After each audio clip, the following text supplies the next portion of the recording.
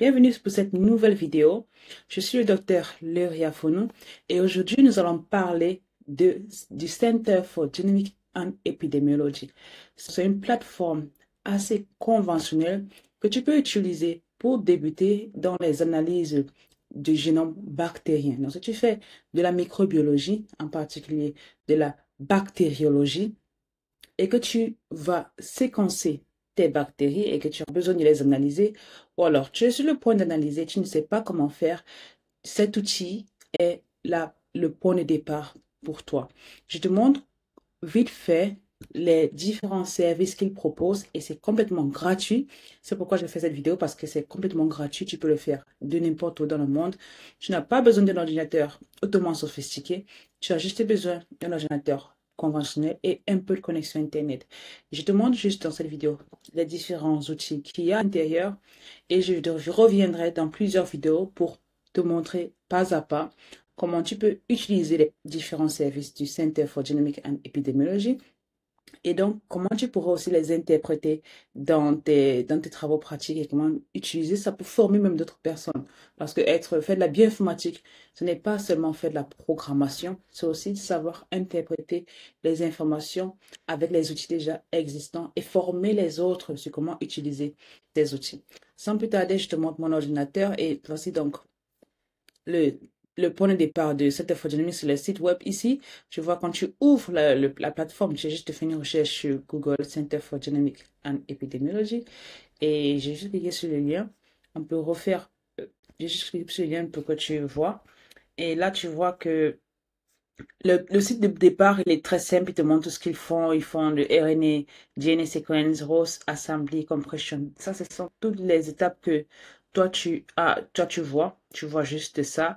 Mais là, c'est ce qui se passe à l'intérieur du serveur. Donc, le serveur va faire l'assemblage, l'identification, la détection des gènes, annotation et comparaison. Même l'identification des gènes de résistance, des vaccins target, des virulence genes. Il fait tout ça à l'intérieur. Toi, tu ne vois pas ça. Toi, tu vois juste un endroit où tu déposes tes informations. Et juste à côté, on voit les news, c'est-à-dire tous les articles qui sont liés à ce Center for Genomics Epidemiology, qui est un centre pour la petite histoire, c'est une plateforme qui a été créée par le DTU, le Danish Technical University Institute, qui est au Danemark. Et donc, ce sont eux qui ont créé cette plateforme. Et chaque fois qu'il y a un article qui est publié vis-à-vis de leur logiciel de la plateforme, et bien, ils les mettent à jour ici. Donc, quand tu vas utiliser un outil, tu dois citer de manière appropriée le service que tu as utilisé. Encore, il y a une possibilité d'aller sur publication et voir les différentes publications qui sont liées à cet outil. Tu vois qu'il y en a plus de 70 déjà à ce jour. Et tous les jours, ils font des mises à jour. Tous les jours, donc c'est hautement maintenu.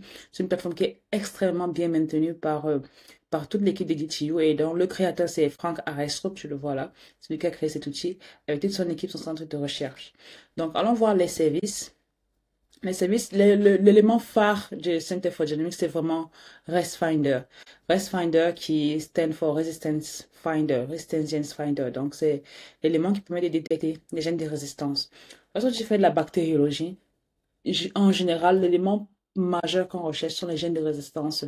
Beaucoup de scientifiques qui font de la bioinformatique cherchent les gènes de résistance et utilisent les gènes de résistance pour prédire d'autres choses, pour prédire si le médicament fonctionne, pour prédire s'il y a une transmission des souches. Et donc, c'est l'élément phare. C'est ça qu'ils ont commencé par ça, les gènes de résistance. Et donc, quand tu veux plus bas là, sur la mise à jour, tu vois donc ResFinder là en premier. Il y a ResFinder FG qui est pour la métagénomique maintenant. Il y a LRA Finder. Donc, chaque fois que tu cliques, il y a possibilité d'avoir des explications sur chacun de ces outils. Tu vois qu'on peut faire ResFinder, KMR Resistance Finder pour détecter les gènes de résistance, Pathogen Finder pour prédire la pathogénicité des bactéries, Virulence Finder pour prédire la virulence des bactéries. Et il y a plein d'autres outils. Et il y a également la possibilité de faire de la phylogénie directement à partir de cet outil. Pas besoin de programmation, pas besoin de quelque chose. Tout, c'est possible de le faire ici. Bien sûr, il faut savoir comment utiliser l'outil. Bien sûr, il faut savoir comment interpréter les informations. Et bien sûr, il faut savoir comment les caveats, les erreurs ou alors les potentielles limitations de cet outil et comment les résoudre pour pouvoir avoir des résultats ou des informations qui tiennent la route et qui sont publiables. Donc, tu vois qu'on peut même séquence, fois le multi-séquence type, Il y a plus de 60, il y a plein d'outils que tu peux utiliser, essayer explorer et cliquer à chaque fois pour voir comment tu peux exploiter pour tes échantillons, tes isolats. Donc, je ne vais pas parler de tout ça aujourd'hui. Je te montre juste à peu près comment ça se présente sur les premiers outils en particulier. Voilà. Tu vois que je bouge un peu ma tête là. Là, c'est RestFinder. Je ne vais pas manipuler aujourd'hui, je te montre juste à quoi ça ressemble en un clin d'œil. Il y a plein d'informations à remplir, mais c'est pas compliqué parce que c'est justement du click and drop. Donc, tu vas juste cliquer et choisir, par exemple, écheler chaque colis. Est-ce que j'ai un FASTA file ou alors est-ce que j'ai un FASTQ file? Est-ce que j'ai un FASTQ file dans nos ports ou non dans nos ports? Là, il faut le savoir. Et après, on continue, on dépose l'adresse si on veut, ou alors on patiente sur la page. Avant de lancer RestFinder, qu'est-ce que tu fais? Tu te rassures que tu as bien la dernière version du logiciel. Donc, tu te rassures que tu es bien sur 4.6, c'est la version la plus up-to-date qui a été mise en ligne parce qu'ils prennent en compte les nouvelles séquences de gènes, les nouvelles optimisations de serveurs, les nouvelles mutations, tout cela. Donc, je peux me demander qu'il me montre les mutations. Je vais laisser le reste identique parce que généralement, on ne touche pas trop ça. Je peux vouloir qu'il me montre 80% de... J'expliquerai ceci dans une prochaine vidéo. Mais après, tu vas comprendre ce que je vais faire plus tard. Si tu mets ton adresse email, ça veut dire que tu vas potentiellement partir et avoir un message quand tu le retrouveras. Mais sinon, tu mets juste un seul email et tu mets juste ta séquence et puis tu attends. Et en général, c'est comme ça. Tu mets ta séquence et tu attends les résultats. Et là, je mets une séquence, je mets ma séquence et je soumets et j'attends. Si, s'il n'y a pas assez de queue, ça veut dire que parfois, il te montre qu'il y a plein de personnes en attente et tu sais que ça va prendre du temps. Donc, ce qu'on fait, c'est qu'on laisse l'adresse email et on peut aller vivre sa vie et on revient quand on reçoit la notification pour voir les résultats. Donc, si j'ai de la chance, ça ne prendra pas assez de temps et tu pourras avoir un aperçu de ces résultats. Et je reviendrai faire une vidéo dans les détails pour te montrer comment est-ce qu'on interprète les résultats des génomiques en utilisant Center for Genomics et en particulier RestFinder. On pourra également faire les gènes de virulence et les séquences type parce que beaucoup de chercheurs ne savent même pas comment on interprète ou à quoi ça sert. Voilà, j'ai eu de la chance, c'est allé assez vite. Donc, c'est une souche ici que j'ai pris. C'est une souche qui, a priori, n'a pas de gène de résistance. Elle est juste Escherichia coli. Ce qu'on sait, c'est que c'est Escherichia coli. Et on voit qu'elle n'a aucun gène de résistance.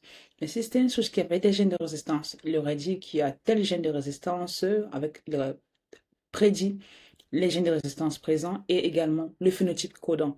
C'est-à-dire que l'antibiotique en question, c'est la ciprofloxacine, ne marcherait par exemple pas en clinique. Et donc, tu utiliserais ça soit pour reporter au médecin, soit dans tes travaux pour dire qu'il y a telle résistance phénotypique à la ciprofloxacine qui était corrélée aux résultats des génomiques et donc tu aurais des résultats plus rigoureux, plus strong, plus qualifiés. Donc c'est comme ça qu'on sait à quoi sert Center for Genomics. Ça c'est un exemple de chromosomal mutation qu'ils ont trouvé dans le gène de résistance de GIR-A, qui est un gène, mais qui est également présent dans toutes les souches d'enterobactéries d'ailleurs, parce que il faut qu'il y ait des mutations marquées et que ces mutations soient liées à des phénomènes, des phénotypes connus pour considérer ces mutations comme étant responsables de résistance.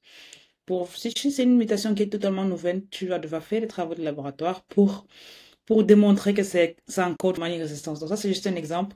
Là, il dit qu'il a trouvé ce gène-là à 100%, ce qui est normal parce qu'il a trouvé le gène dans cette position-là. Mais maintenant, il n'y a pas réellement de mutation dans ce gène-là. C'est juste les positions des régions de ces gènes qu'il a trouvé. Il n'a pas trouvé de mutation. Donc, tu pourras t'amuser avec ça si tu as des souches déjà séquencées. Tu pourras t'amuser avec et voir donc comment utiliser et exploiter Center for Genomics. Dis-moi si la vidéo t'a plu. Si c'est le cas, je reviendrai avec plus d'autres vidéos démos pour que tu puisses apprendre en même temps que moi et que tu puisses comprendre ce dont tu as besoin pour débloquer ton potentiel en bioinformatique et donc pouvoir avoir accès à plus d'opportunités. Si tu également, partage la vidéo et like-la, s'il te plaît. Merci et à plus tard.